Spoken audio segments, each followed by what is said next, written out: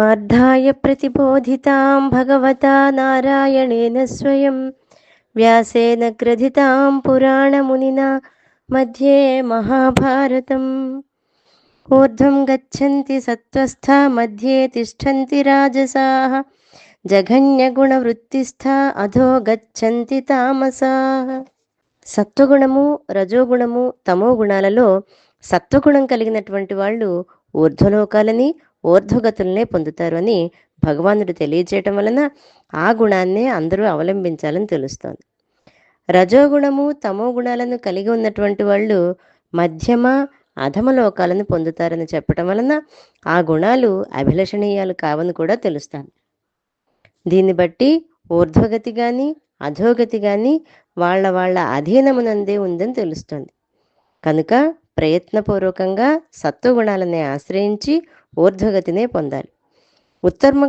ఉత్తమమైనటువంటి కర్మలు ఆచరించేటువంటి వాళ్ళు ఊర్ధ్వలోకాలకి అంటే సాత్విక గుణం కలవారు అని అర్థం.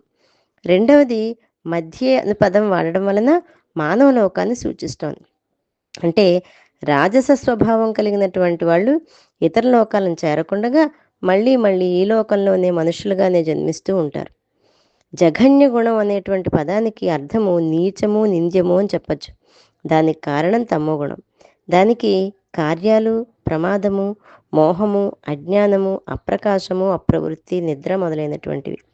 దాని వృత్తులు వాళ్ళు మరణించిన తర్వాత కీట పతంగ పశు పక్షి వృక్షజాతులందు జన్మించడం, ఇంకా రౌరవ కుంభీపాక నరకాలయందు పడి యమయాతలను పొందుతారు అని తెలియజేయబడుతోంది.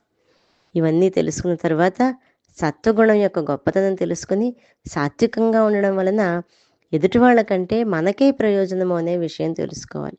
మనం మంచిగా ఉంటే ఏదో ఎదుటి వాళ్ళకి కలిసి వస్తుంది కాదు.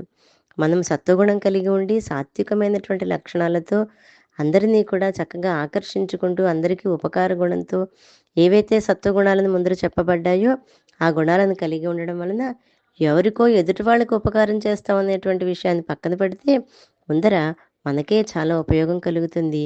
దాని యొక్క పర్యవసానమే ఊర్ధ్వగతులు కలుగుతాయి అని శ్రీకృష్ణ పరమాత్మ ఇక్కడ స్వచ్ఛంగా స్పష్టంగా తెలియజేస్తుంది.